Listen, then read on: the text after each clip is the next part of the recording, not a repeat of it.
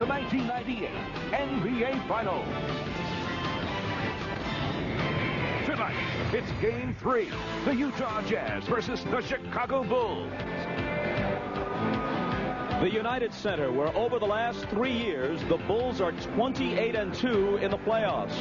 And where, if they can hold serve through the next 3 games, they can win a 6th NBA title without ever having to return to Salt Lake City. Hi, and welcome to Game 3, everybody. I'm Bob Costas. Let's return momentarily to the subject of Karl Malone. He is playing for 2 things in this NBA Final. One, of course, for Utah's first NBA championship. But also, his protest to the contrary, he is playing for his place in NBA history. Now, nothing can take away his certain spot in the Hall of Fame or his place on the short list of all-time great NBA players. But it's an undeniable fact that it is here on this stage, the NBA Finals, that players define themselves, that greatness is authenticated. And going back to last spring, 6 games and a loss to Chicago, and through the first 2 games here in this NBA Final, Karl Malone simply has not been Karl Malone. There's still plenty of time, but he knows that if he doesn't get started, his team has a very slim chance of emerging as the champs. We will not win this series if I don't play better. And that's just facts. That's just the way it is. We have other guys that step up, but if I don't play well, if Karl Malone don't play well, we don't win this series.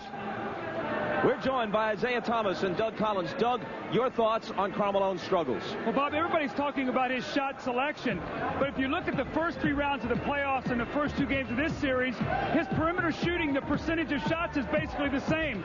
The difference is he shot 42% in the first 3 rounds, and in the first 2 games, only 14%. He got good shots. In Game 1, he shot only 9 of 25, but after that game, he said, you know what, I have to keep shooting. Well, he did in the first half of Game 2. He took 12 shots. He was 5 of 12. But come the second half, only 4 shots, 0 for 4. Now, he's the star of this team. He's the guy they go to. Bob, he must work hard for his shots, but more importantly, he's got to keep shooting. And Zeke, how about this contrast? While Malone was hoisting only 4 shots in the second half of Game 2, Michael Jordan, himself shooting under 50% for the game and for the series, was nonetheless taking 20 shots in that half alone, exactly half of all the shots put up by his team. Bob, Utah must find a way to stop the big 3 of Chicago. And when you talk about the big 3, you're talking about Pippen, Jordan, and Kukoc. Their size and their length enables them to get inside and get great low post position over their defenders. Their athleticism makes it easy for them to jump over. And when they don't double team Jordan in the low post, he's able to do what Karl Malone is not able to score. Now, when they bring size, that leaves the middle open for penetration, and Pippen goes in for the easy dunk. Jordan, Pippen, Kukoc, the big 3. When you look at their numbers, they got 75% of the team's points, but more importantly, 75% of the team's shots. Now, you're not going to stop Jordan, but if you're Utah, you must find some way to contain Pippen or Kukoc. Always a part of our starting lineup, Ahmad Rashad. All right, thanks, Bob. Michael Jordan told me there was good and bad about winning the game the other night. He said the good was the fact, obviously, that they won the game. The bad was it could be like fool's gold. All of a sudden they get too confident and get run out of here tonight. He said he doesn't think that's going to happen because they still feel like they are the underdogs. In terms of home court advantage, he said doesn't matter. They just want to win 4 games no matter where it is. The one player that he is concerned with is Karl Malone. He said Karl Malone is a great player, and sooner or later he's going to be great. They just got to make sure it's not tonight. Now, for more on the Jazz, let's go down to Jim Gray. All right, thank you very much, Ahmad. Well, the Jazz are going to start Greg Ostertag tonight, and the reason Jerry Sloan is going to do that is he wants his size in the game. He wants him to clog up the middle. He wants him to try and block some shots. He also knows that Greg Foster was very ineffective defensively in the first couple of games, just 2 points in his first 2 games. So Ostertag is going to guard Luke Longley, and Karl Malone now will go out on Tony Kukoc. The problem with Greg Ostertag, why he didn't come out for the starting lineup, he's having problems with his contact lenses, and he hasn't been able to see very well. So he may come out for Greg Foster shortly into the game if he can't correct that problem. Bob? Jim, thanks a lot. In just 7 minutes of Game 2, Ostertag scored 7 points and pulled in 3 rebounds. The officials are Hue Hollins, Dick Bavetta, and Ronnie Nunn. Bob, early in this game, Jerry Sloan wants to disrupt the timing and the rhythm of the Chicago Bulls offense. He thought they did whatever they wanted to do in game 2 in that first quarter, and it set the tone for the whole game. Longley and Ostertag, each at 7-2, jump it up, and Jordan grabs it for Chicago.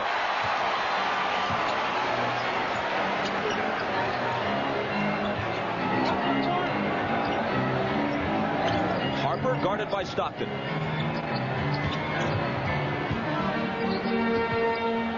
Kukoc with 6 on the 24. His jumper. Rebound taken by Russell.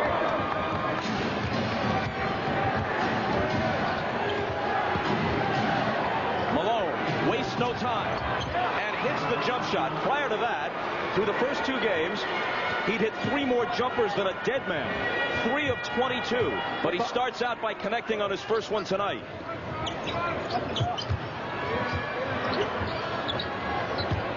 Jordan's first shot spills off, and Malone takes the rebound.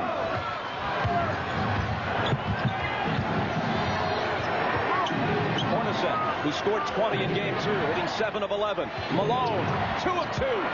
See, the thing that I like what Karl Malone has done, his first shot came from inside on the post. He was able to get inside, get the easy shot. That gave him confidence, and then he stepped on the perimeter. You go inside out, not outside in. Hornacek opening on Jordan, who finds Longley, who was fouled on the run. Could have been a 3-point play, but the shot fell off. Early offense from Utah. You see Malone on that low post block. Inside reverse pivot, he squares it up, and Isaiah said he hits the little medium range jump shot, which gives you a lot of confidence. So he comes right back, and more importantly, Isaiah, no hesitation. Squares it up. Those are exactly the same shots he got in Utah, and he's already buried his first 2 shots. Now, what Malone must do, Doug, is stay inside. Don't get baited into taking the outside J. Use the outside J to open up the inside game. See, Bob talked about being 14 of 41, 21 and 16 points. Normally he averages about 28.5 in the wins in the playoffs for the Jazz. He needs a big day like that today. And he's a 53% shooter for the season. That last foul was on him. Now the pass inside to Ostertag, who was shoved by Pippen. Scottie Pippen is guarding Ostertag, and he's roaming around. So Ostertag is going to have to do 2 things. He's going to have to get underneath the basket and either get an offensive rebound or make himself available out of the double teams and jump up and dunk the ball. Russell to Stockton, who had 24 in game 1, held to 9 in game 2. His drive and a little flip shot went far. Knocked out of bounds. It'll belong to Chicago. See, when Malone comes out and he makes 2 in a row, you got to go right back to him because the big fella's struggling, so you want to keep him involved. Jordan's fadeaway spins off, and Ostertag claims it.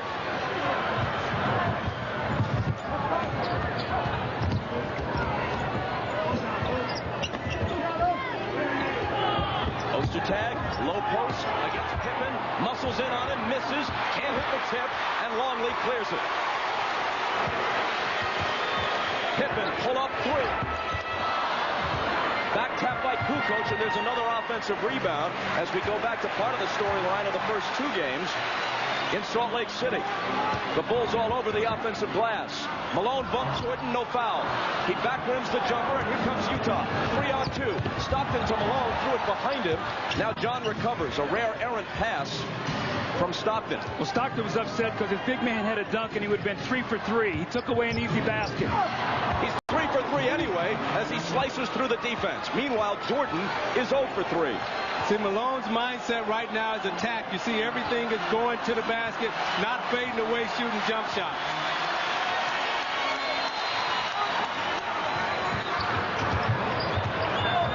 Michael with Longley trying to screen for him.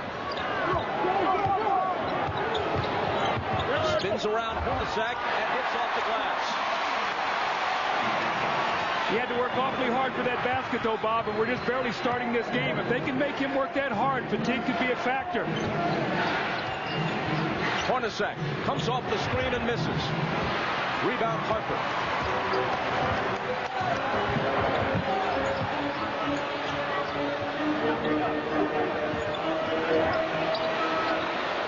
Now it's Stockton guarding Michael. Harper left alone for three.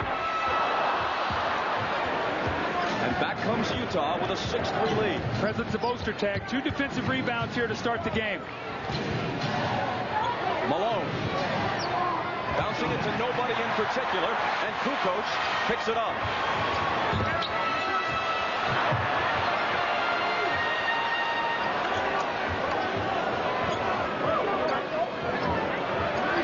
Good pass inside the long way. Give the assist to Harper. Just a second field goal in 9 attempts in the early going for Chicago. Ostertag lost track of Longley, turned his head. Longley slipped right behind him for the back cut, and Harper found him for the layup.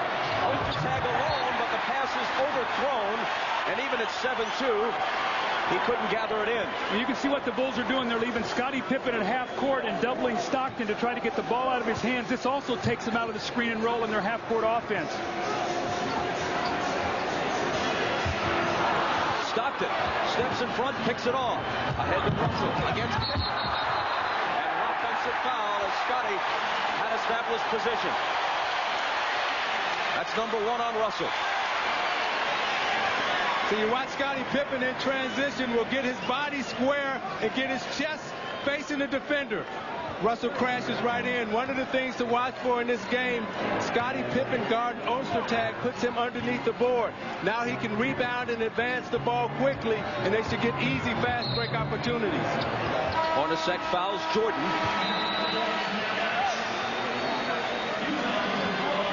He doesn't think so, and letting Hue Hollins have a piece of his mind as he heads back to the bench.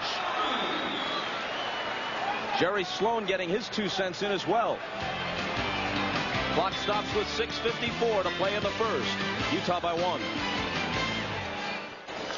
Karl Malone is off to a great start. The Jazz have gone to him early and in rhythm. He got it early in that little post position, the inside reverse pivot, and he knocks the shot down. Great rhythm here. He steps out and makes it, and then Longley closes out. He drives to the basket and lays it in. 3 for 3, 6 points. Off to a wonderful start here in the first quarter. Malone has already gotten Michael Jordan's attention. Listen during the last timeout. Hey, Malone driving. You won't know the tag. You can stop way in the lane.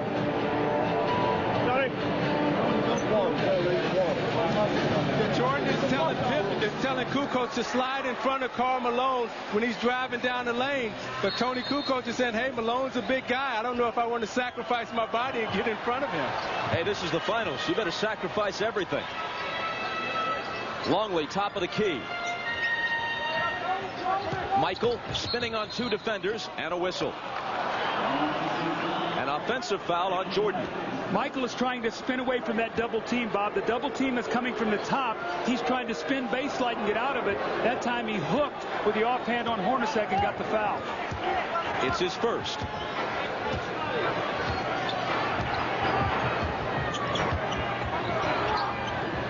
Malone again. Squaring up over Longley. 4 in a row. The rhythm, no. He's catching it, Isaiah. He's taking his time. He's not in any hurry. And you know when you're a little bit of a slump, you hit those first couple shots, that basket gets real big. He's deep in the post right now, which really helps him. Pippen returns it to Harper, and he travels. During the last time out, Ahmad tells us that Phil Jackson warned his players that Karl Malone is an entirely different player tonight, apparently. He's being aggressive, and you've got to be prepared to take the charge. But, man, he comes in there with about as much power as one of those Harleys he likes to ride.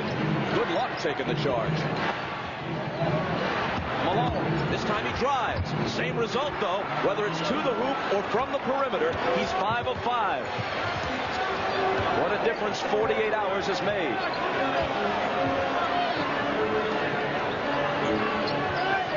Kukoc for 3. Off the front of the rim, but an offensive rebound from Pippen.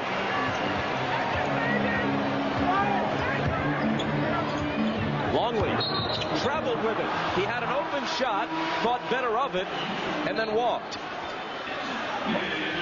Malone started the game out here. Same inside reverse pivot. Longley's got to give him some distance because of his quickness. knocks the shot in. Now, when you knock it down, what do? You better close out and you better play him. So a little pump fake. He attacks that weak side foot of Luke Longley.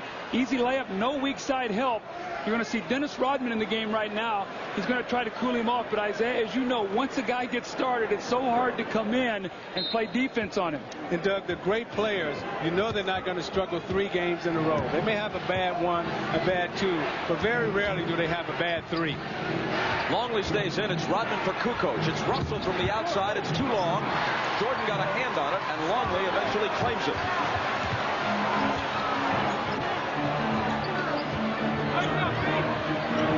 Turnaround by Pippen. Longley takes it. Harper's open. And now Hornacek. Ahead to Russell. On the run. Nice move, but it won't fall. Back comes Chicago. 3-on-2. Jordan against Hornacek. Gives it up to Pippen. And that cuts it to 10-7. Actually, it's Karl Malone 10 and Chicago 7. And although his team leads by 3, Jerry Sloan has to continue to be displeased with Chicago's dominance of the offensive glass.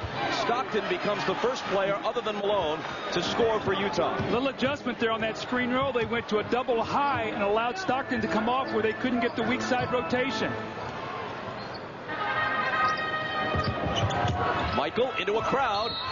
Can't finish it, but he was fouled. It's Ostertag, and it's his first.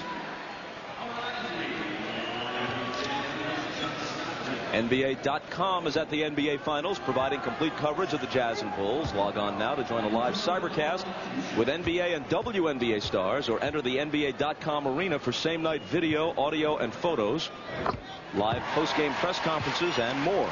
You can also send an email to your favorite player, or guide the controllable NBA.com to capture the camera angles you want to see live from the arena. Or perhaps all that is too much work for you and you'd just like to sit in the recliner and watch the game. Either way, the option is yours. Now, Utah's gotten off to a great defensive start. The Bulls are only 3 of 13. That's what Jerry Sloan was looking for, but a little bit better defensive rebounding. Rodman on Malone. Here's Hornacek's J. It's too long, and the rebound is taken by Rodman. Longley inside. Blew it. Back comes Utah. A gift, too, and he gave it up.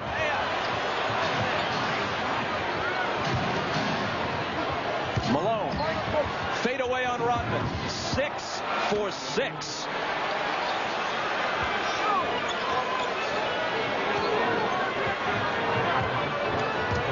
Talk about having an answer for the doubters. What a first quarter for Malone.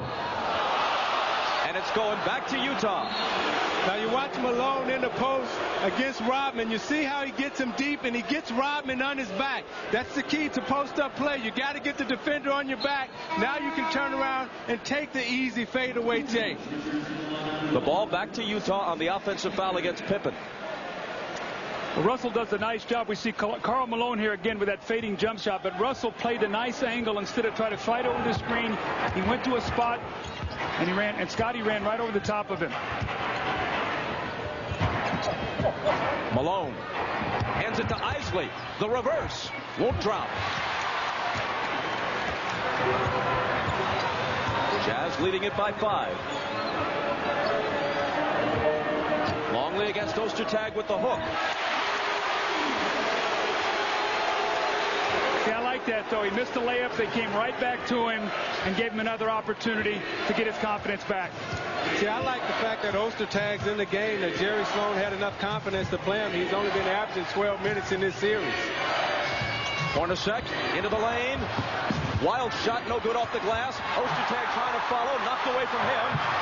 Isley takes it from Harper. Malone wants it. Drops it off for Ostertag. And finally, it's Longley who clears the boards with Ostertag protesting that he was fouled.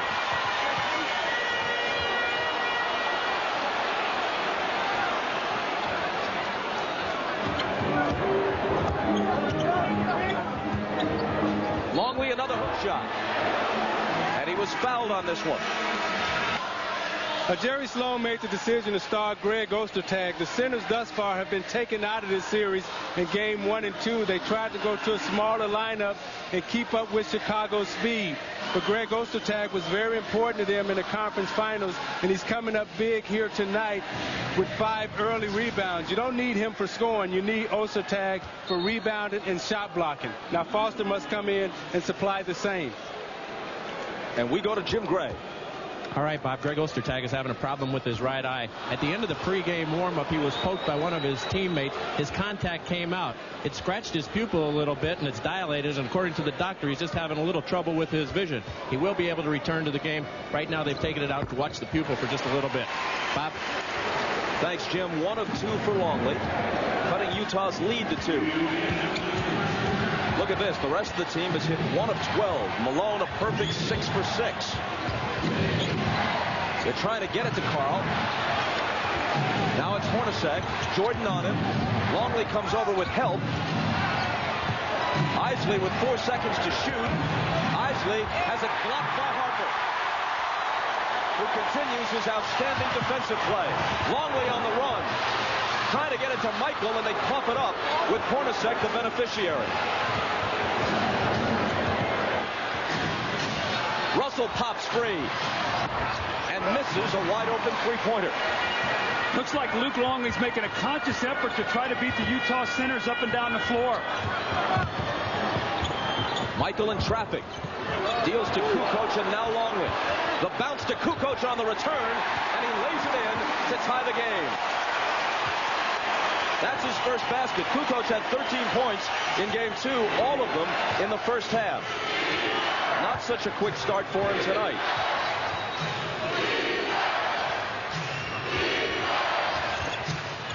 Russell from Malone. It won't drop. Chicago looks to take the lead in a very low-scoring first quarter. It's Harper on the run, hoping to turn it into a three-point play as he had been bumped by Isley.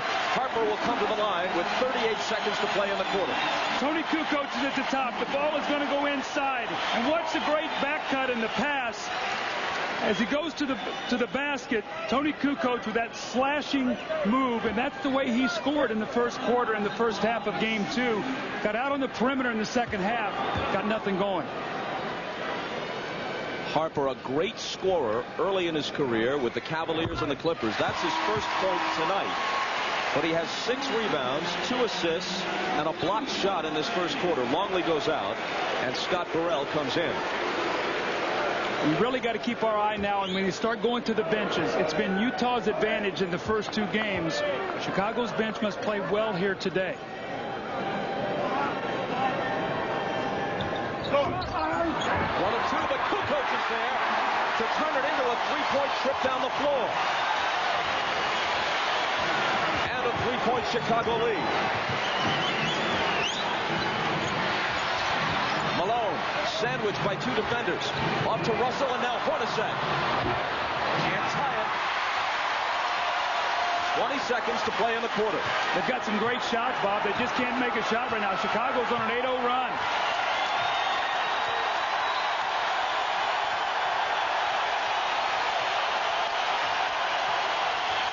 Kukoc misses. Rebound to Foster with 3 seconds. They've got to push it up. Isley to Malone on the run. And that's the only shot he missed in the entire quarter. Now the great players don't struggle for long. You knew Karl Malone was going to have a monster game. That's what Michael Jordan was worried about at the beginning. Ahmad told us that. How much of a monster is this? 12 of his team's 14 points in the period. You're watching the NBA on NBC. Have been well documented, but the shots that he missed are good shots. The fading jump shot in the post, and you're going to see the little medium range jump shots that just wouldn't go for him. The foul line jumper. Once again, the little 16 or 17-foot jump shot, the shot that is going for him today. And then now what you've seen him squaring up and taking the ball to the basket. So Karl Malone is mixing up his game inside, outside, giving him a great start. Now he needs some help from his teammates. And by the way, that last shot at the end of the quarter came just a fraction of a second after the horn, so it doesn't count officially. He remains 6 of 6 and has scored more field goals in one quarter in this game than he did all night in game 2 when he hit just 5 times from the field. Shandon Anderson in, Steve Kerr in for Chicago. Isley bumps off Kerr, throws up a floater short, and Pippen clears it. Now Utah has missed their last 9 shots. At some point in time, they're going to have to get a bucket, and they're going to have to go to Malone to get that bucket.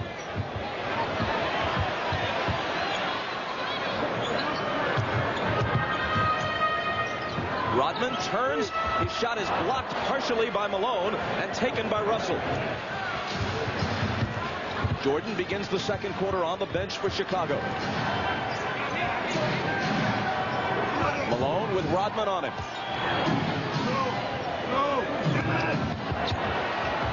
On the run, it's Isley missing. And another rebound for Rodman, who was poked in the face. And the foul is on Isley, his second. One of the things we saw in the first 2 games was when Shandon Anderson came into the game, they immediately went to him on the block for 2 or 3 quick post-ups. We have not seen that yet. They're trying to get Karl Malone off, but Rodman is doing a good job of staying attached to him and forcing him a step further out on the floor. Stockton back in for Isley. Chris Morris and Antoine Carr also make their first appearances. Stockton on Kerr. Around a Rodman screen with the bounce to Pippen. Scottie into the lane. He banks it home. That was a nice hesitation move by Scottie Pippen. He froze the defender, went down the lane, shot the runner off the glass.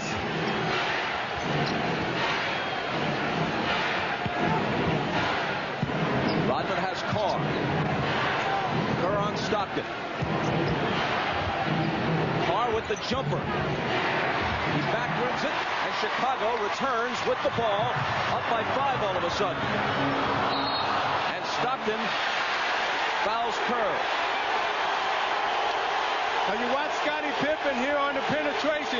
Watch as he hesitates there, freezes the defender, forces Stockton to go back to Kerr, and runs and shoots the one-hander off the glass. This is a dangerous time for Utah right here. They have no scorers in the game. They've missed their last 11 shots. And look for Chicago to go to Pippen and Kukoc.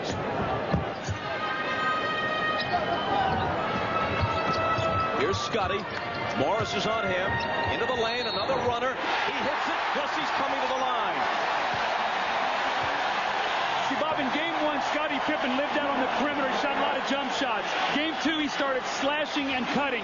You're seeing the same thing. You saw the right-hand hook off the glass the previous possession. This, the little runner in the lane, and the possible and one for the three-point play.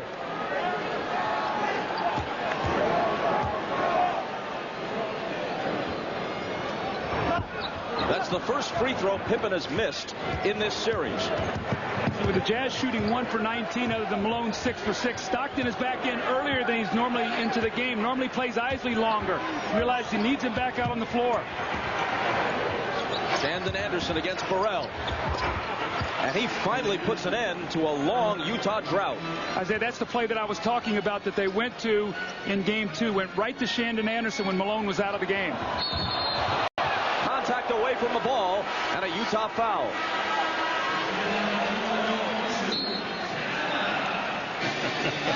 Here's Shandon Anderson on the post. You see 2 guys lifted to give spacing. He's going to come right to the post and post up Scott Burrell. And it's been a good matchup all series for the Utah Jazz, and they're going to need Shandon Anderson with everybody else on the floor struggling other than Karl Malone. You see the numbers on Shandon Anderson, the NBA Finals, shooting 58%, averaging 9 points. So he's doing a very, very good job out there, giving him some much-needed offense. As he did against the Lakers in the conference finals. Chicago ball as we resume. And here's Kerr's jumper. He really hasn't found his touch in the finals yet. Stockton pushing it back the other way.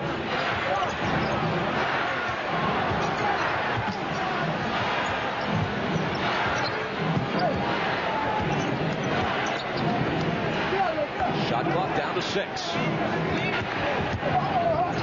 Anderson's pass intercepted by Kukoc, who flips it to Pippen. Scottie on the move, dishes to a wide open Burrell. And Foster claims it for Utah.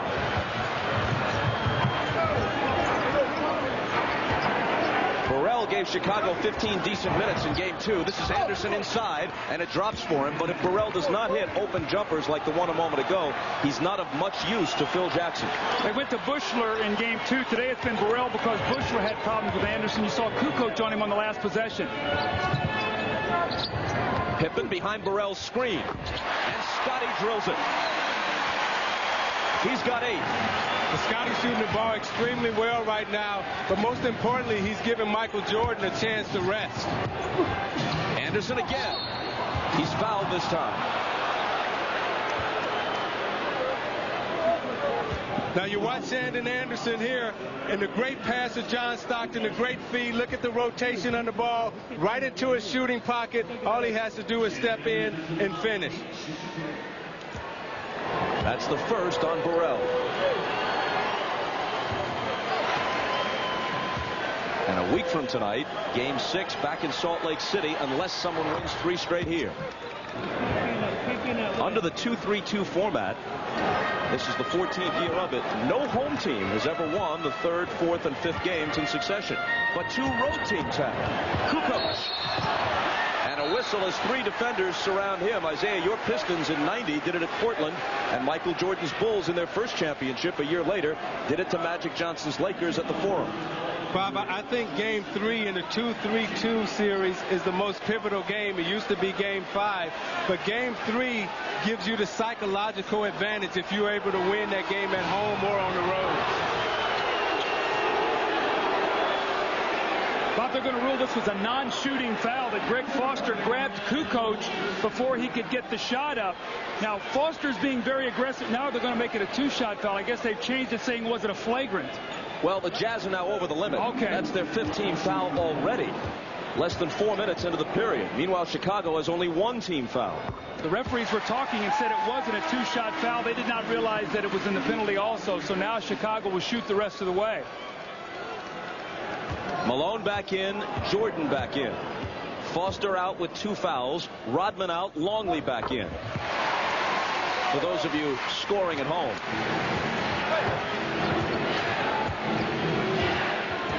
Chicago by 6. Immediately, Stockton gets it to Malone. Inside it goes to Anderson. Acrobatic shot, but it isn't there for him. Pippen pushing it. Kerr unleashing it. Off the back rim again. Michael out-battles Stockton for the loose ball. Tries to take it to the hole, and he's fouled.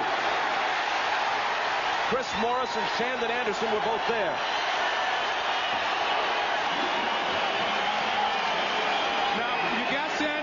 Who's getting off, and who does Chicago go to? Okay, Michael Jordan, I'm going to fight you in the post. I'm not going to let you get it.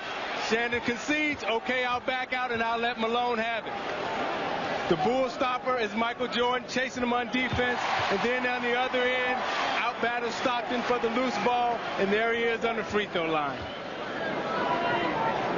Look at his game time rest, but the actual time that he had was close to 9 minutes of rest for Michael Jordan. 6 points for Michael. And an 8-point Chicago lead. It's the biggest lead for either team. Malone fakes and drives and draws the foul. Well, he had the open jumper, but decided to take it into the lane instead. One of the adjustments that Utah has made is they're not running much wing screen roll. They're doing more high or side screen roll, Isaiah. And what it's forcing Chicago to do when they help, Malone now has been able to step back. He's catching the ball. Now he's driving the ball to the basket. So the adjustment they have made is to run a little bit more high screen roll or screen roll in the center of the floor. The foul on Longley was his first.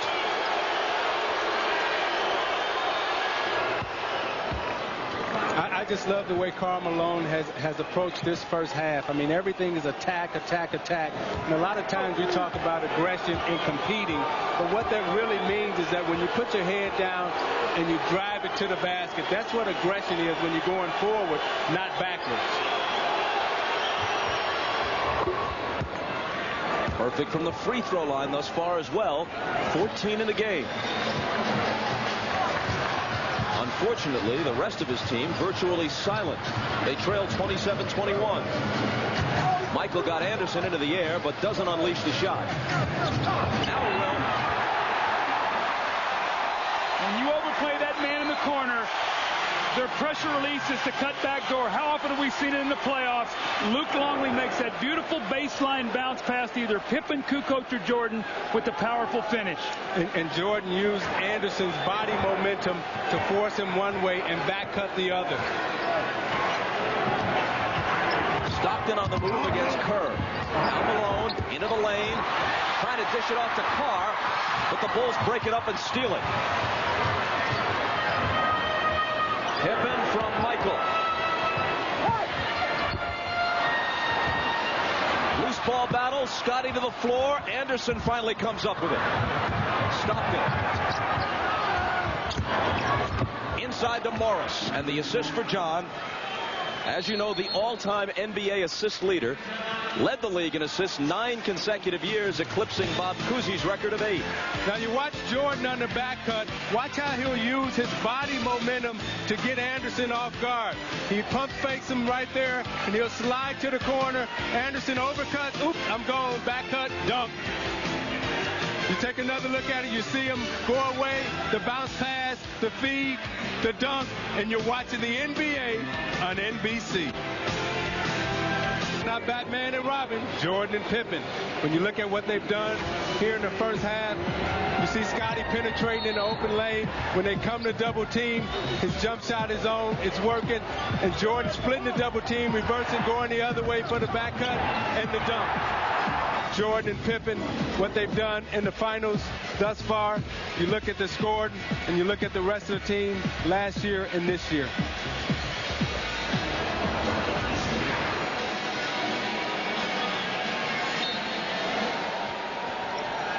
Well, certainly their balance in this game is a whole lot better than Utah's, where Malone has been pretty much perfect and the rest of the team's been out to lunch. Kerr for 3, and he still can't find his touch. That was a set play out of a timeout. Michael Jordan came over the top of a screen, stopped and screened Stockton, knowing he was going to bump him on the cut, and Kerr just stepped back. Now Steve is going out of the game. That was a set play to try to push this lead up to 9 points. Kerr's shot won Game 6, the clincher against the Jazz here a year ago. He really has been off with his shooting through the first 2 games plus in this year's final. Malone from Stockton. Offensive foul, takes it away, wave it off. That's number 2 on Karl. I can't believe they're waving this shot off. I thought Malone had released this ball. It's a real tough call here. It's a beautiful screen roll. You see the pass. Wow, that's a tough call. I think Scottie Pippen flopped on that one. Jordan at the other end gets the 2 for Chicago. What a bad turn of events for Utah, struggling as it is. Malone's basket negated. Jordan immediately comes back and sticks one, giving him 10, and his team an 8-point lead again. Now a Chicago foul. It's on Longley, his second. Luke played only 17 minutes in Game 2 because of foul trouble throughout, and eventually did foul out.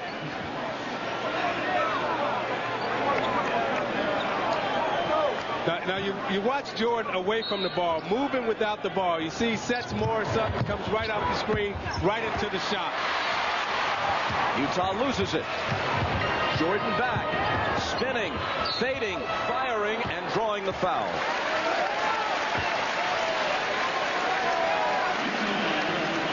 Shandon Anderson's first.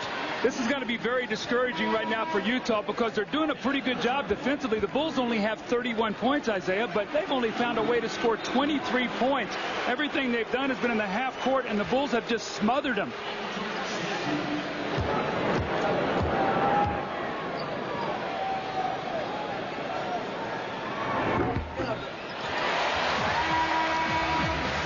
You look at Jordan in game 1 and game 2, although he's getting up a lot of shots and he's getting a lot of attempts, the most important thing for Michael Jordan to watch is the free throw line. In game 1, he was 6 of 8. Game 2, 9 of 10. Let's see how many free throws he's able to get in this game. Neither one of those was clean, but he bounces them both in. He's got a dozen. Shooting just under 44% from the field through the first 2 games. Ostertag is back into the Utah lineup. The ball is kicked, and that gives Utah a fresh 24. Scottie Pippen is so quick. He's in the middle of the floor. He's trying to get Stockton, push him to the outside, and he's quick enough to get back to his own man. Stockton couldn't prevent it from going into the backcourt. And that was because Scottie Pippen faked like he was going for the passing lane. Stockton reversed it, and they made the pass, and he went backcourt. But see, with Pippen guarding Ostertag, it gives him a free pass to roam around. Chicago trying to add to the game's biggest lead. Jordan can't. Kukoc has the loose ball, and Chicago has a 12-point lead. Continuing to crush the Jazz with offensive rebounds. Now they trap a little bit. Stockton breaks it with the dribble. And Utah asks for time.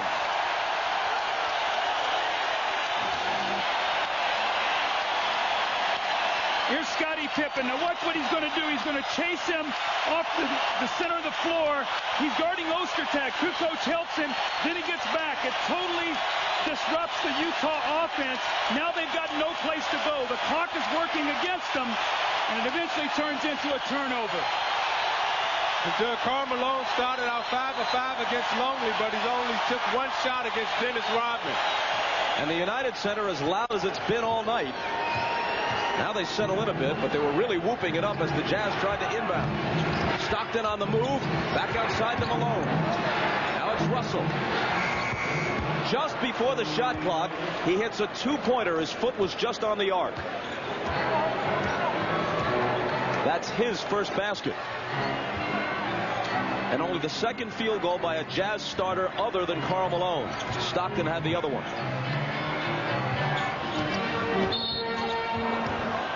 Offensive foul on the Bulls, giving it back to the Jazz with 4:17 to play in the half, and Utah down 10. Rodman is hit with his first. Now Rodman to come over to set the screen, but watch as that elbow extends out. Hue Hollins catches him. You can't put your elbow out like that. That's an offensive foul. Stockton driving on Harper. His pass picked off by Kukoc. Russell is back.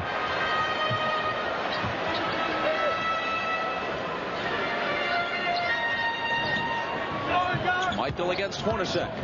Ostertag with the help. The bounce in the lane. Harper at first couldn't hold on to it. Now recovers and misses the shot. It's out of bounds. Off Chicago, says Ronnie Nunn. Okay, Chicago is doing a great job defensively. They will not let Stockton get to the middle of the floor. Isaiah, they're driving him to the baseline and smothering him with bigger players, giving him no passing lanes. And they're staying on his right hand because Stockton is a right-handed passer and a right-handed shooter, and they're forcing him to do everything with his left hand. Malone traveled.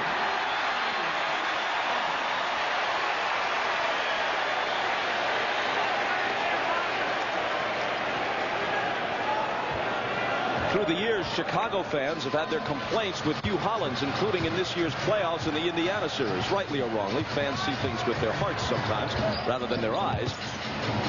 Harper inside, dealing it back outside to Kukoc for 3, which hits the front of the rim. Stockton now pegging it ahead to Russell.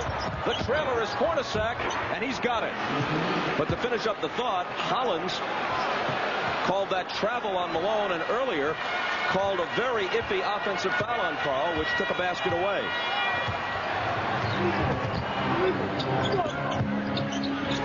Pippen give the assist to Harper. Now Pippen signaled for that, and he got his feet set because he knew he was going to have to get it up quick because he knew Ostertag was behind him. A block on Pippen, called by Bavetta, and Scottie now has 3. Now you watch Pippen underneath, signaling for the basketball. Jordan to draw and kick it to Harper. They penetrate out. Now watch as he gets it. He's already set. He can go up quickly because he knows Ostertag is behind him in the shot block. And he gets hit right here trying to take the charge, but they call the block.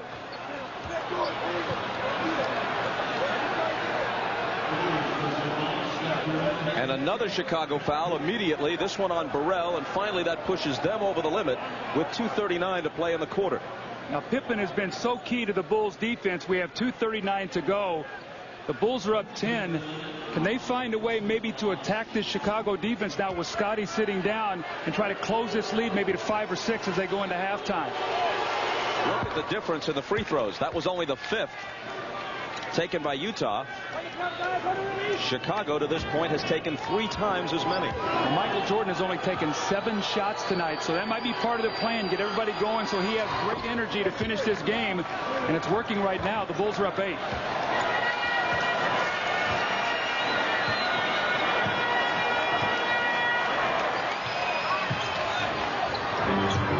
Jordan into the lane, and he gets the roll. He has 14. Chicago by 10 again. Stockton to Malone. Carl on the run, a little hook is an air ball. And Jordan protects the rebound. Rodman's doing an excellent job on Malone, taking away his driving out. A great catch by Kukoc. That was more impressive than the basket itself. He was able to maintain his balance and continue his move to the hoop after a very difficult catch. And now the difference is a dozen.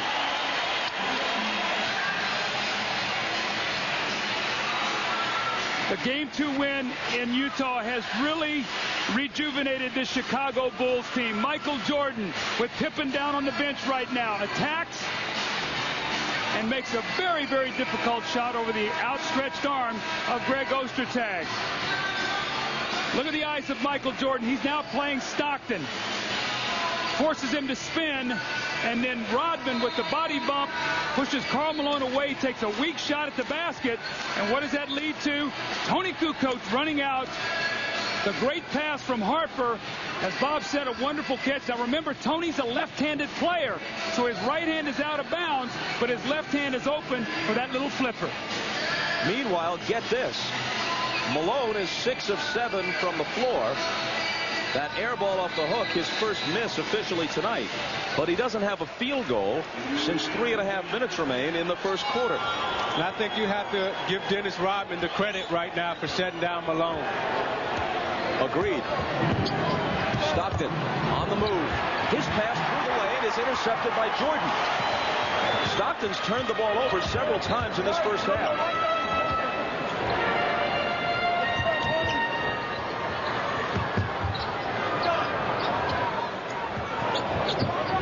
Kukoc looking for Michael and finding him. Spins on Hornacek to the left hand. An absolute beauty. Now Jordan went from side to side 2 times trying to get that basketball in the post. He wanted that shot. He worked for it, and he finally got the position that he wanted.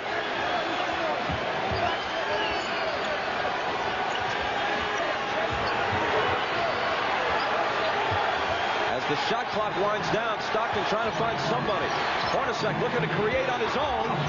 Nice move, but he doesn't hit the shot.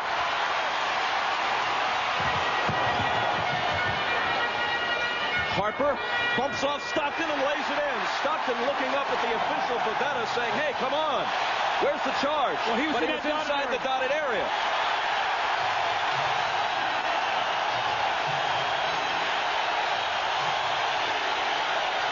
Last 40 seconds. Crowd roaring. Chicago by 16. And Hornacek takes 2 off of it. And look at Michael Jordan. His team's still up 14 points, but he's annoyed because somebody blew a defensive assignment on Hornacek. Looked like he was pointing at Harper, who generally has played tremendous defense in this series. Going to isolate Kukoc to go against Foster. Now Kukoc likes to drive left. Rodman gives it right back to him. 3 on the shot clock. Fadeaway. That's the way it's going for Chicago. A steal by Burrell. Can't add 2, but Harper pumps it away. And finally, mercifully for Utah, the half comes to a close. But wait a minute, Burrell took a tumble. And let's see if they call a foul before the half ends.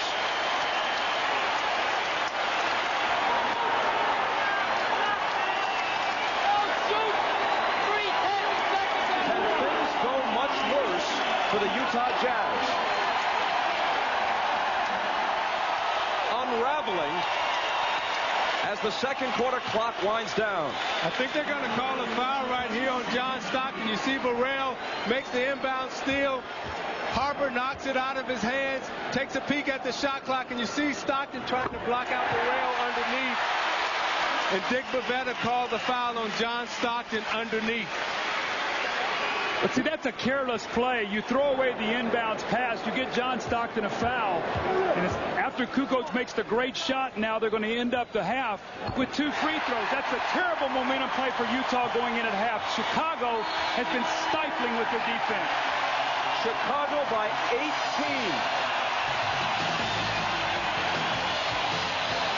Utah turned it over 12 times in the half.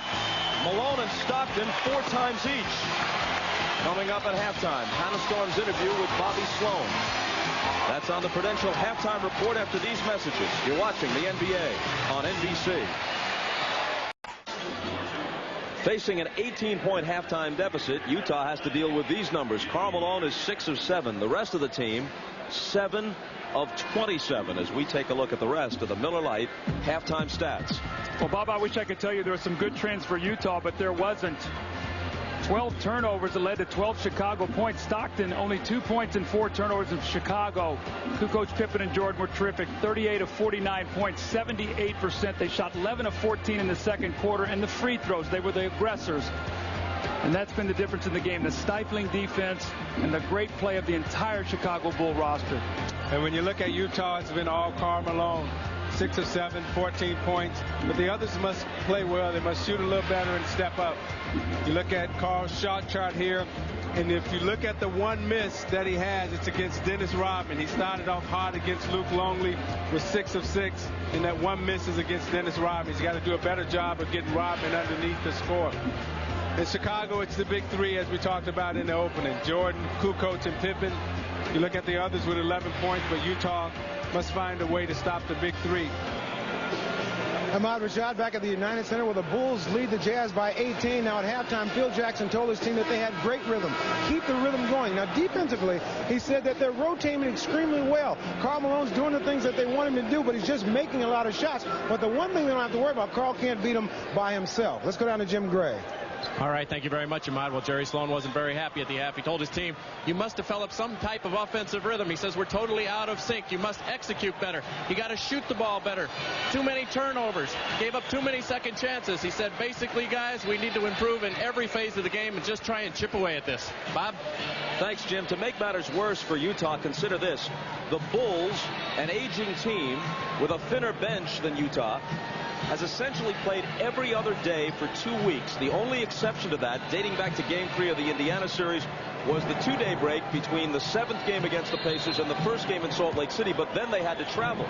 Finally, following Game 3 and before Game 4, they'll get 2 full days of rest at home. If they win this one and win it big, they could be hellacious coming back out for Game 4 up 2-1. Stockton's shot spins out to start the third quarter.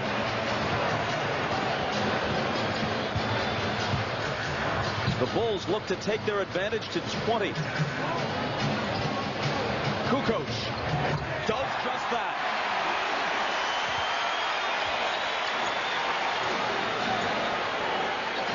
After a slow start, Tony has 14.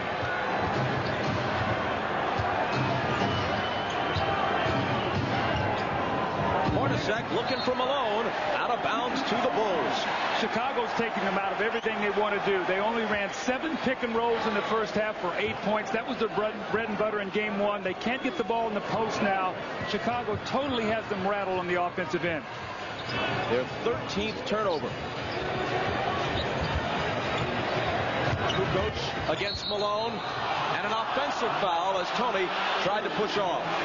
And that was an offensive foul. The baseline official, Hue Hollins, didn't see it, but the back official caught it because Tony pushed off with his right hand. You see, as he gets close enough, he gives Malone a shove. Now, the baseline official can't see that, but Bavetta caught it from behind. Malone's jumper. He starts the second half with a miss. Kukoc. Malone giving him some room. Jordan with Hornacek on him. Michaels baseline J. Line drive shot is short. Stockton back. Poked away by Pippen and taken by Kukoc. To Harper the corner. Left hand no. Rebound Ostertag.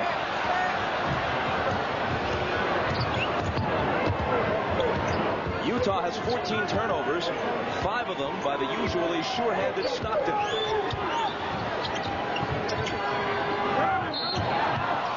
Kukoc reached over Ostertag and fouled him. Anytime you see Chicago run John Stockton, is to prevent them from running that screen roll. You saw Pippen run over, forced him to give the ball up, Longley rotated over to get to Ostertag, so they are totally taking them out of any set offense they want to run. And Chicago's doing an excellent job in keeping that ball in Stockton's left hand. Hornacek spinning, looked like he traveled, and that's the way Ronnie Nunn saw it too.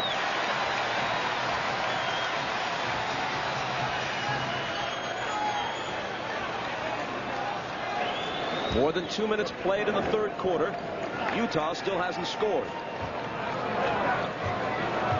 I just read Jerry Sloan's lips and he said, we've got to pass the ball. We're trying to do too much off the dribble, and the Bulls are reacting with their great quickness.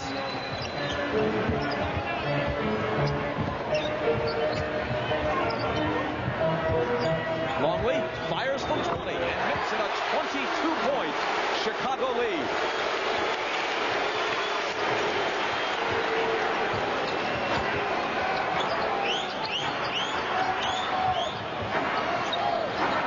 Pippen on Stockton. Into Ostertag. Mismatch with Harper, but he loses it. Their 15th turnover. Back comes Harper.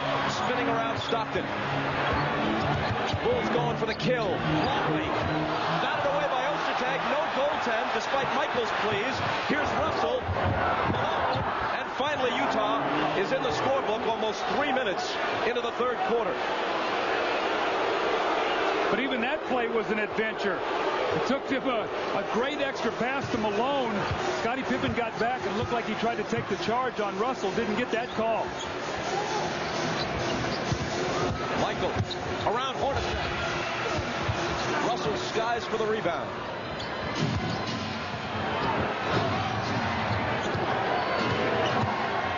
Hornacek, baseline, reverse, got it. And that was a nice seal by Karl Malone against Luke Longley underneath. He laid in the lane, sealed Longley, and Hornacek was able to drive baseline for the reverse layup. Jordan to the hole. Wrapped up by Ostertag, and somehow, some way, he scores. See, fake Hornacek right, took him left to the baseline. Hornacek taking away that right hand of Jordan, gives him the fake. Now he gives him the sweep underneath. Ostertag doesn't give him a good, hard enough foul. So you got to grab that right hand. Don't let him get the shot off. Here's a man 7'2" and 280 trying to wrap you up, and somehow you have the strength and the body control to get off a reasonable shot. Not a lucky shot, a shot that had a chance to go and did. 3-point play for Michael. 21-point Chicago lead. Ostertag. Longley stuffs him. Now he tries a jumper, and that's way short. Flat-footed rebound to Luke. Ahead to Pippen. Harper alone. Chicago by 23. It's just target practice right now for the Chicago Bulls.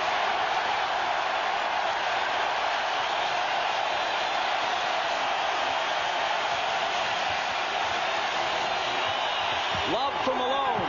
Try to muscle up. And finally he's fouled.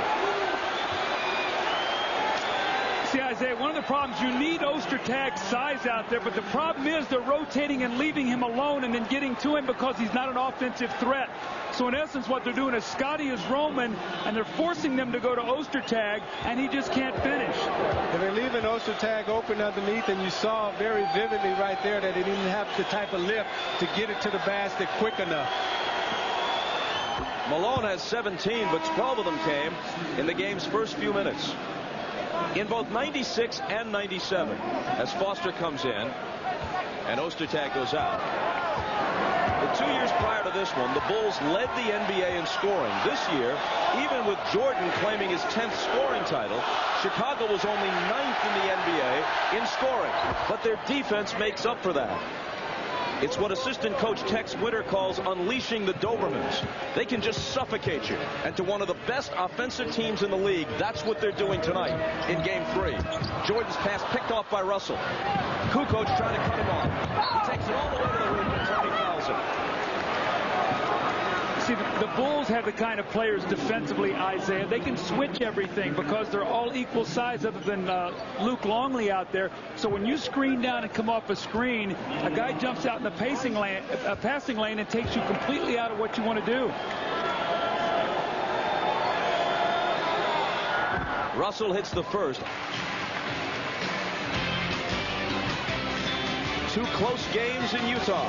A runaway in Chicago. Good job in forcing turnovers. You see they're keeping the ball in Stockton's left hand, pushing him left, forcing him to make tough passes. And their size and their speed, they're so active inside. You see Ostertag has a mismatch here in Harper, but Kukoc Longley is able to get back and tap it out of his hands.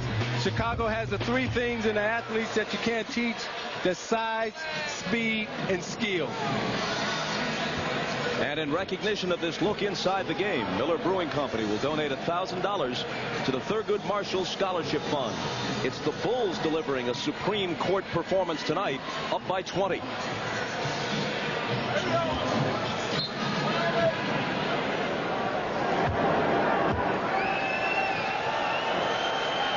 Russell back at the line after the timeout. And Pippen claims the miss.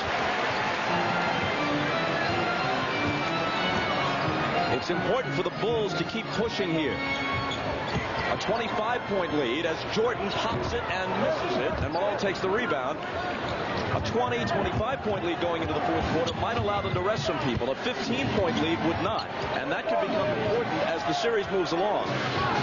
And if you're Utah, you got to keep playing because you never know. You know, one of those guys can get injured. You don't want that to happen, but that happens in a series sometimes. Malone turns and shoots from Longley. Second half, a different story than the first for Carl. Kukoc. Harper trying to chase it down. They spill to the floor, and Malone picks it up. Russell, unguarded, passes up the 3, gives it to Hornacek. Now Stockton misfires on a 3-pointer, and Kukoc will take it back the other way. It's almost like Chicago's got 6 defenders. It looks like Utah has a shot, and someone runs him off the shot, gives it up to someone else, and someone else closes on him. And some of these Jazz players may be gun shy. Looks like they're bypassing open opportunities. Kukoc won't. He's such a tough matchup because you put a bigger guy on him, he beats you with quickness. If the big guy backs off of him, he makes the open shot. If you put a smaller guy on him, he posts you. Russell through a crowd, intercepted by Harper. Utah very ragged. Pippen behind the back. Harper picks it up. Now this is when a triangle offense just picks you apart right here. Feed from Jordan to Kukoc, but he juggles it into the hands of Malone. Stockton, who lays it in, but it won't count. Another offensive foul on Malone. Stockton gave that ball up a little bit too soon. He allowed Scottie Pippen to be back, and instead of making him play him where he can drop it off, you don't see this very often. Stockton gives it up, and now Pippen still has time to react. and he gets over. That's twice we've seen that today, where Scottie Pippen has stepped in front of Malone and taken away a score. And Scottie Pippen gave up his body, what he was telling Tony Kukoc to do. And I saw Jordan walk back and grab Tony Kukoc and say, see, that's what I want you to do, is step in front of Malone and take the charge. As we move inside 5 minutes, here's Scott Burrell in for Tony Kukoc. Isley, who's just returned, is guarding Harper. Ron tries to fade away, and Isley fouls him.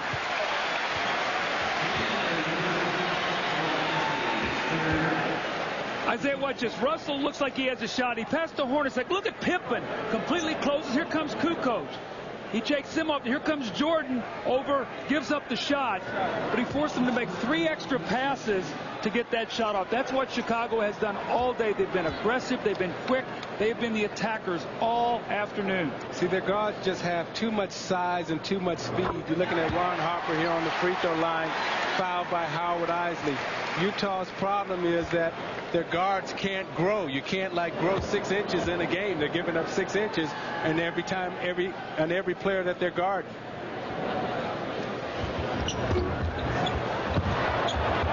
Out of bounds as Harper misses the second one, and Utah will have it. Harper has 6 points, 6 assists, 9 rebounds.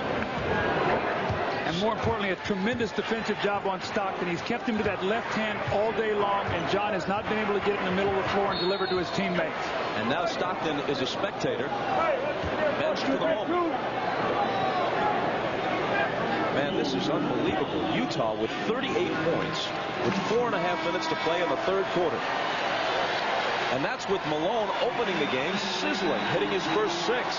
I've said all along with Chicago, Isaiah, you've got to find a way to get some baskets early in your offense. If you have to set up too much against them, they'll take you out of what you want to do. Remember now, 21 fast break points in game 1, and game 2 only 9. Today in the first half, only 4.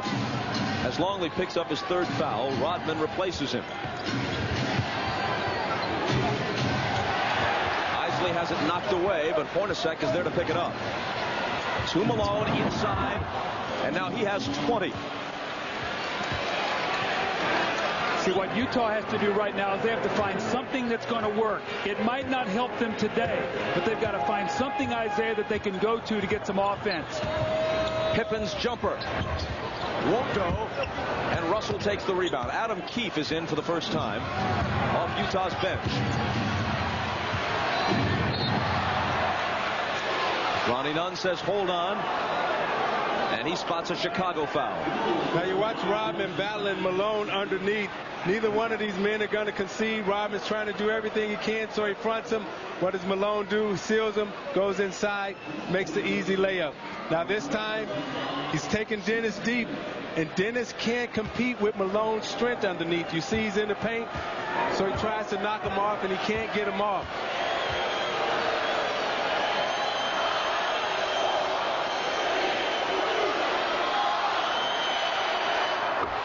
Malone is 5 of 5 from the line, and he has 21 points. So your thought process right now for Karl Malone and the Utah Jazz must be, okay, we got our big fella going now. We got Karl Malone playing. He's in a nice rhythm. We got 3 chances to win here. We may not win here tonight, but we got 2 more chances coming up. So you got to keep playing and make the Bulls compete and expend energy. You may have heard the fans in the background counting down from 10, contending that Malone takes more than the allotted 10 seconds to release his free throws. Offensive foul on Ron Harper.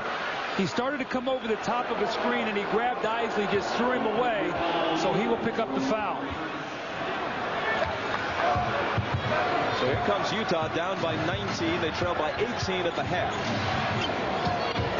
Keefe from Malone. And back outside to Russell.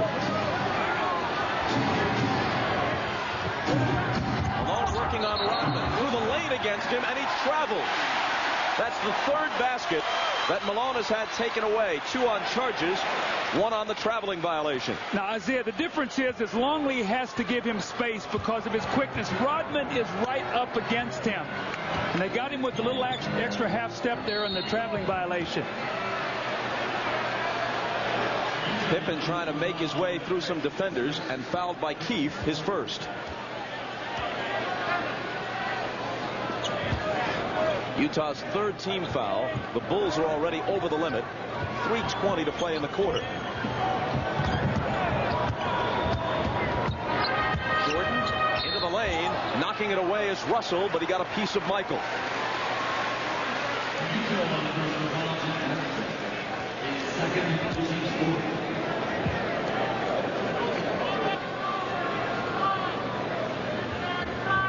One of two for Michael.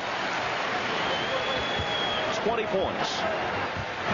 For the 32nd time in 32 career finals games, Jordan has scored at least 20. His career finals average is right around 34. And he's averaging 35 through the first two games of this series. Russell with the head fake and the miss. It's batted to Jordan. And Utah just can't cut in to this 20-point deficit. Make it 22 now. Michael the assist. Harper the slam. And Harper could be closing in on a triple-double. I mean, that's just perfect execution. Jordan came off the screen, penetrated, put Harper back cut for the dunk. They're just picking them apart right now.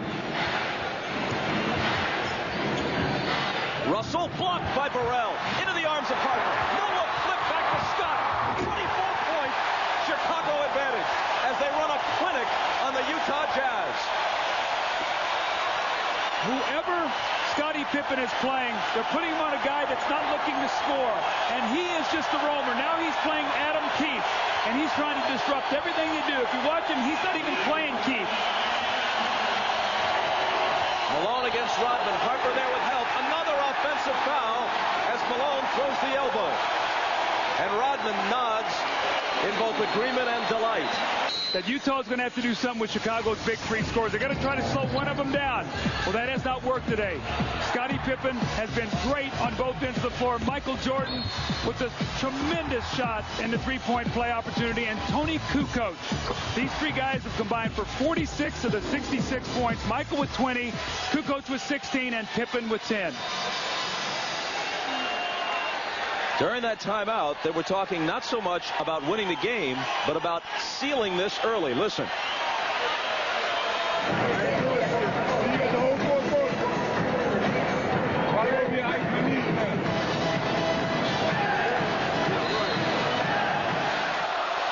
Talking about icing their knees for the whole fourth quarter if they can put the Jazz away here. Yeah, he wants them to get off this minute 55 and then rest. Jordan takes it upon himself and builds the lead to 26. And the look on his face after he turned around and shot that J was another one saying, I'm feeling it. I'm in the zone. Well, he sure doesn't look tired to me.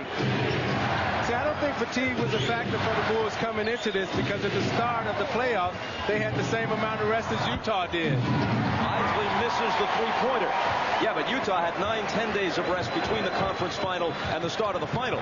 Yeah, whereas the Bulls had to play a very tough series against Indiana, stretched to the limit, and had only 2 days before the final started. Yeah, but in the playoffs, you want to rest early so you can have your rhythm late coming into the championship round. Rodman gets it from Burrell and can't finish it. Second try, there it is.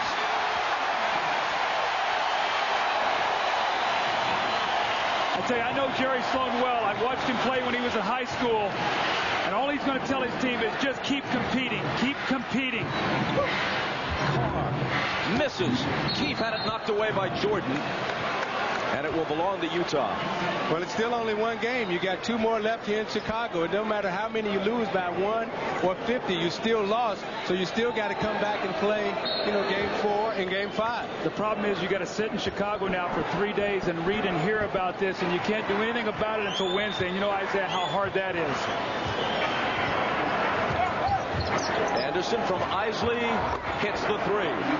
You ever have that happen in a final series? Both of you played in the NBA Finals where even though you thought you were one of the 2 best teams in the league, maybe the best, you got blown out like this and had to stew over it for a while? Yeah, we got blown out in Boston in the game 1 there in the Garden. And, you're reading about it. You're sitting around in your hotel room. The room service people are teasing you and everything else. But you bounce back the next game. That was in the conference finals, right? Yes. Michael to the hoop and foul.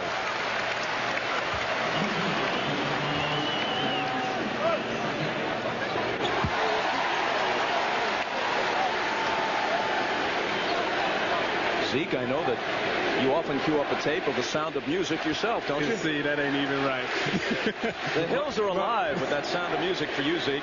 My daughter loves The Sound of Music. However, when I grew up on the west side of Chicago, my boys wouldn't let me listen to The Sound of Music. Well, West Side Story, which I think Robert Wise also directed, isn't about the west side of Chicago, but we're closer to home, I guess.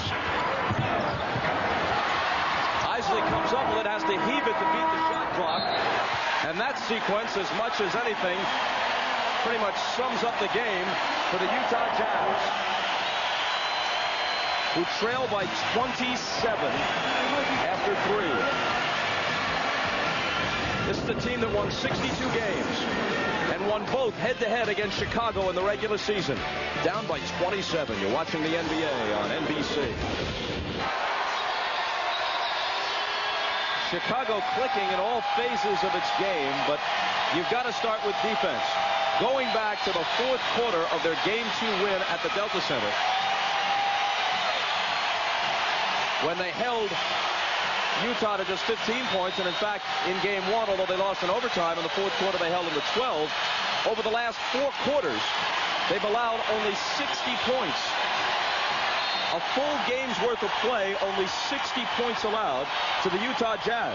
It's not just Stockton and Malone. I mean, this is a team with multiple weapons, and Chicago is shutting them down. Jordan begins the fourth quarter on the bench. Kerr is in. Pippen bounced it off his foot, and Keith picks it up. Isley to Shandon Anderson. Batted out of bounds. Utah ball.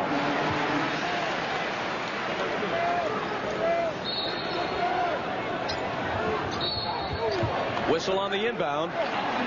Offensive foul on the Jazz. Antoine Carr set the moving screen, but it really wasn't his fault because Howard Isley went too quickly, Isaiah. He never gave him a chance to screen. Yeah, and coming off for a screen, you must wait for the screen to get set. Lambeer used to scream at me constantly because I would get him offensive foul because I was so anxious to move to get to the basketball. On the move. Hold on.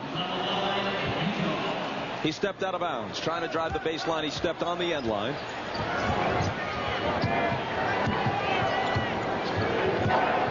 If you're just tuning in, that's no typo. Chicago 72, Utah 45. Oh, God. Burrell held Anderson. See, Utah is a lot like Indiana, Bob, in that they do so much of their offense off the dribble. And Chicago really could lock into a team like that. Remember with Mark Jackson, you've seen it with the Stockton and Isley. Chicago does a lot of stuff with the passing on the move, and it's much tougher to defend those kind of teams. Utah came into this series brimming with confidence. Not bravado, but confidence. Anderson with the offensive foul. They had played Chicago tough in the final a year ago. They came back with essentially the same team. Only the 12th man, Jock Vaughn for Stephen Howard, was different. They had won both regular season games against Chicago head-to-head. They had swept a formidable Laker team in the conference final while the Bulls were stretched to 7 by Indiana. They had the home court advantage. They believed that they had every chance to beat the Bulls, and they still might. But this one has got to take a little wind out of their sails. It's not just a defeat. They're being embarrassed here. And Chicago has got to feel, especially with a couple of days rest at home, that all the momentum belongs to them. Well, Bob, when you lose a heartbreaking game like they lost in Game 2, and you talk to your team and get them ready, that's one thing. When you get embarrassed, you don't have to say much. These guys all have great pride. Isley steals it from Rodman. Adam Keith now with the slam. See what happens in the series as it progresses. These two teams know each other so well. You know all their sets, you know all their plays, you know all their tendencies. So the game really breaks down to individual skills and individual talent. And Chicago have more playmakers that can make plays than Utah does at this point in time. Here's Burrell. He gets the roll. Scott Burrell with half a dozen. As Doug noted earlier, Isaiah, if you're going to lose, especially like this, and especially when you're on the road and just sitting around a hotel room, that's when you'd like to play almost right away, not wait till Wednesday night. it doesn't matter. You know, at some point in time, you're going to lose games. You just got to have enough composure, discipline, and concentration to stay true to your character. Pippen, Burrell, how about that? Rodman threw the long touchdown pass. Pippen caught it backpedaling, and Burrell finished it with a nifty left-hand lay-in. See, that's what I mean. They have playmakers. That you can't teach that as a coach. That's all just individual talent, people making plays. Morris, way off with a three. Didn't draw iron. Ball was kicked, and Utah will have it. Dennis Rodman, the big man, as we used to call him in Detroit defensively. He's doing a great job on Karl Malone. Karl Malone got off, started hot, but Rodman has come in to shut him down. And look at the long over-the-head touch pass from Rodman to Pippen to Burrell. Beautiful. Dennis Rodman has been one of the keys to Chicago's defense all season long, and in this series he's done an excellent job in shutting down Malone. Malone and Stockton both on the bench right now with this game out of hand. Morris spinning and hitting off the glass.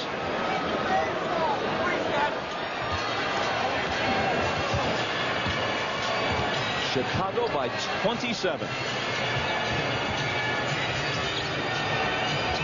Burrell cutting through and Longley finding him. They're just picking them apart right now. Utah didn't even talk on that interchange. Kerr came off. Both players came with him, and Burrell slipped it once again.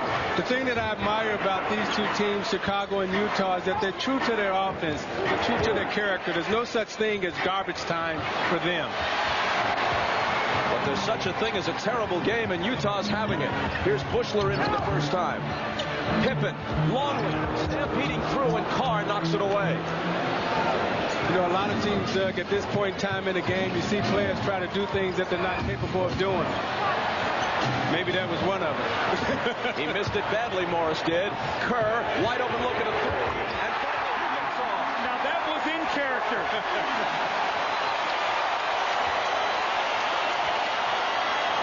That's the shot he should take. The shot he's paid to take and usually makes.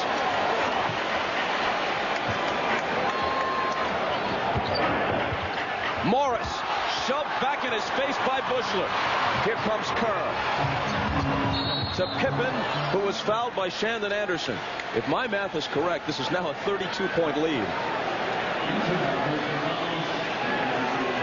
He talked about icing his knees for the entire fourth quarter.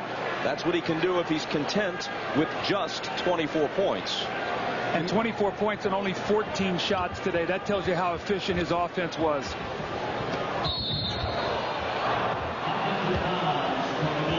And Longley picks up his fourth, though it scarcely matters now.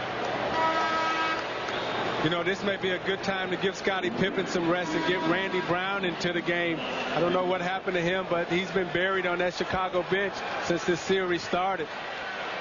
Well, it's interesting with Scottie being in there, because the last thing you want him to do is tweak an ankle or bang a knee or something, which would hurt him for Wednesday. But I think they're playing so efficiently right now that Scottie's the leader of that, and Phil still has him out there. This is Foster with the ball. Now Jacques Vaughn, the rookie from Kansas, in for the first time in the entire series. Anderson. Keefe sends it back outside to Morris. Rainbow is almost banked in for three. Kerr. Bushler. Kerr for three again. Good again. He had that shot the first time. He said, I got to get my buddy Judd Bushler from Arizona a shot. He gave it back to him. Got a little piece of tape on the floor. Back-to-back threes now for Kerr.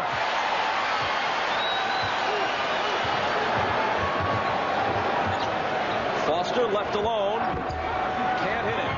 But the tip is there for Adam Keefe. And Bob, remember, this team scored over 100 points twice in the regular season versus Chicago. Shot over 50% in both games. They're sitting on 51 points right now. With 6 minutes to play in the game.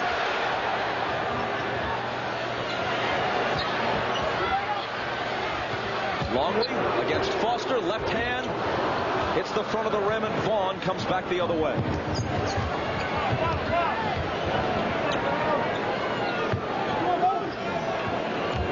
Off Keefe's hands. Bushler picks it up. The record low for points in a finals game since the advent of the 24-second clock is 71. The old Syracuse Nats in 1955 and Houston against the Celtics in 81.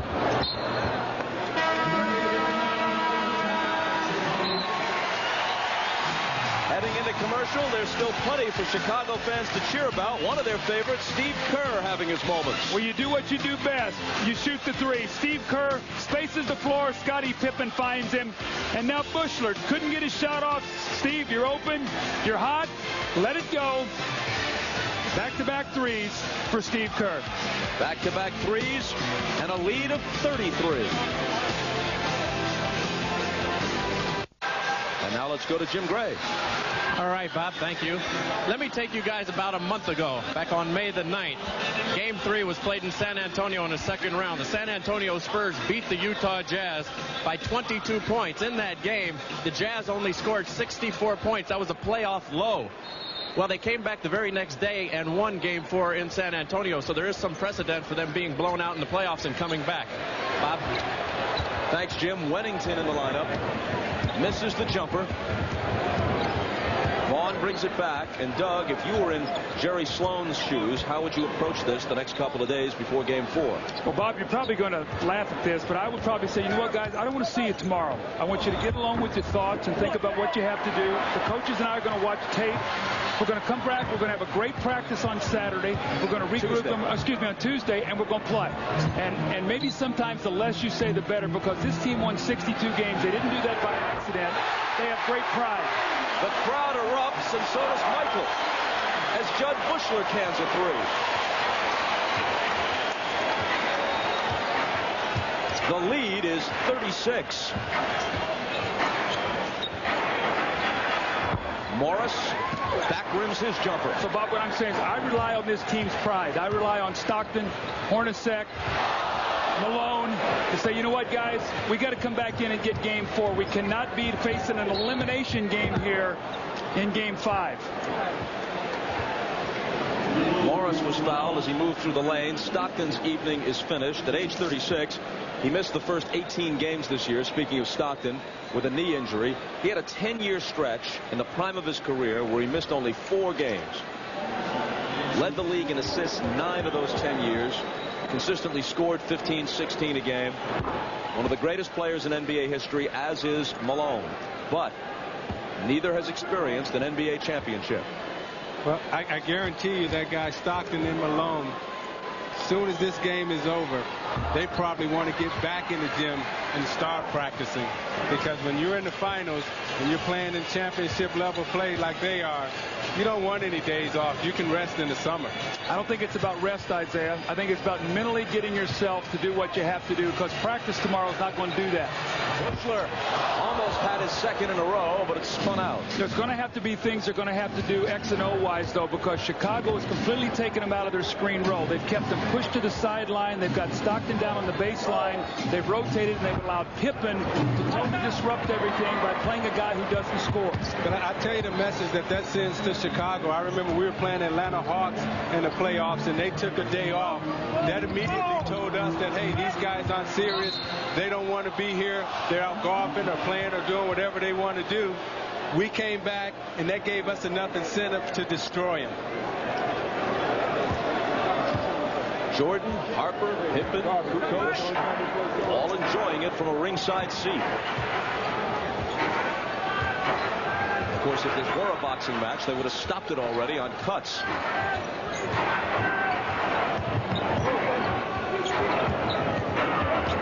Vaughn. It is a virtual certainty that Utah will set a new low for points in a finals game. Bushler bats it to Simpkins. He gets the dunk, and now only Randy Brown and Bill Wennington have to be accounted for. Isaiah, I don't know if I've ever seen a game where a team has played so aggressively and every ball has sort of bounced their way. I mean, every play, every tip ball, it seems like Chicago's shooting a layup or a dunk. Right, but you know how that is, Doug. In the next game, all that good luck turns around and goes the other way. So Utah just have to hang in there and keep plugging away. Don't give up on yourself, and don't give up on this series. Vaughn again, and he comes up empty once more. Ostertag can't find the handle. 2.5 minutes until this nightmare ends for Utah. Bushler wants another three. He's got it. I don't think Phil Jackson can believe this. I looked over and the look on his face was, I wish we could save some of these. It's not going to be this easy on Wednesday night. No, not at all. Foster's shot rattles in and out. Chicago by 40 as we move inside 2 minutes. Randy Brown. And Foster takes it. You know, during this regular season, we did a game at Market Square Arena. Vaughn into the lane, dumping it off for Anderson. And he can't convert it, in which the Pacers, playing without Rick Smits and Reggie Miller, scored 55 points. That's the record low for any game, regular season or playoffs, since the advent of the 24-second clock. Right now, there's a minute and a half to play, and Utah has just 52.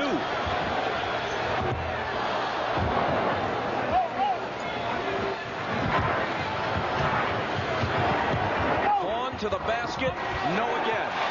Well, Utah's going to break the record, dubious as it is, for fewest points. Randy Brown. He gets his bucket, and now it's only Wennington who hasn't scored among all the players in uniform for Chicago. Utah's going to break the record for fewest points in a finals game, fewest points in a playoff game of any kind, and unless they score 3 points somewhere along the line, Vaughn still can't hit. Ostertag can. So unless they score another basket, they're going to break the record. Somehow, the Utah Jazz are going to break the record for the fewest points ever scored in an NBA game in which the shot clock was a factor.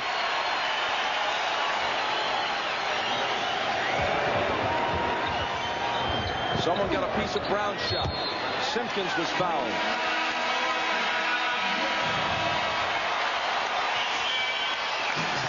Now you watch the fast break out of the Chicago Bulls. They're having a good time. Everybody's enjoying it. You see the left-handed push pass to Burrell. The touch pass by Randy Brown.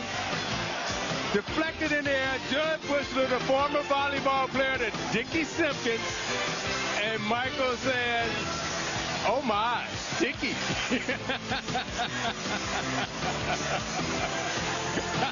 And you're watching the NBA on NBC. Go get it, Zeke.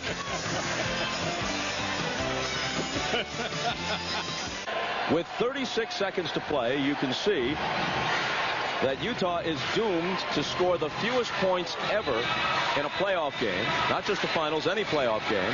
And unless they hit a basket in the next half minute or so, they will somehow, in a finals game, score fewer points than any team has ever scored in any NBA game. All the tens of thousands of NBA games since the advent of the shot clock. The record low is 55. The Bulls are ahead by 40, which would also represent the largest margin of victory in any NBA Finals game ever. Bob, right now they're sitting on 69 points in their last 5 quarters. They only have 9 points this fourth quarter. That's 12, 15, and 9, the last 3 fourth quarters that Utah has scored. Simpkins missed them both. The ball out of bounds, and let's see who touched it last. Brown did not get in the way of it. He let it go out, and it's a Utah turnover. One shot differential, so they're going to have to shoot it. But I guarantee you, Phil Jackson really doesn't care whether he doesn't want him to score here. If he could, he'd like for just to hold it and let this game get over with. Wennington, the only Bull who hasn't scored, so let him do it. Well, the evening is complete.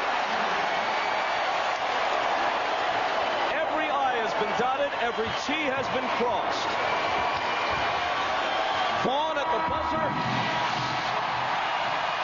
A total humiliation for the Utah Jazz. Beaten by 42 and held to the lowest scoring output in the history of the NBA. Chicago leads the series 2-1, but somehow it seems like more than that. Ahmad Rashad, surprisingly, has secured Michael Jordan for an interview. Go, Ahmad. Yeah, thanks, Bob. Michael, one thing that you guaranteed before this whole series started was that you were going to have fun. And tonight it looked like you did have a lot of fun. Yeah, I think everybody had a good time. I think we came out, we played hard. You know, the game kind of got lopsided, which is kind of unexpected. We didn't really expect to win this easily, but we put a lot of good effort out there on the basketball court, and you know, the result was that we could relax a little bit in the fourth quarter, and you can see a lot of guys really enjoying themselves. How is it that you turned up the defensive end so strong tonight? We got a good feel in terms of what they're running, you know, and our defense, once we have a good feel, and we can aggressively start to attack them a little bit. And so early on in the first quarter, we were probably just observing some of their adjustments, and then once we got a feel for their adjustments, then we begin to become aggressive. All right, congratulations to you. All right, let's go back to Bob. Thanks, Ahmad. And Jim Gray is going to talk with Karl Malone. All right, thank you very much, Bob. Karl, this is the lowest output in the history of an NBA game. What happened to the Jazz tonight? We just didn't come ready to play. You give them a lot of credit. You know, we just got old-fashioned butt kicking. So if this don't wake us up, nothing will. You were waking up like this one time before in San Antonio. You lost by 22 in Game 3, came back and won. How mentally difficult will it be for you guys to be here in Chicago for 3 days and not be able to play the game? It shouldn't be. We should have our ass ready to play. Thank you, Karl. All right, Bob, back to you. Just take a look at that. It tells an absolutely stunning story as the Bulls take a 2-1 lead. This has been the NBA on NBC.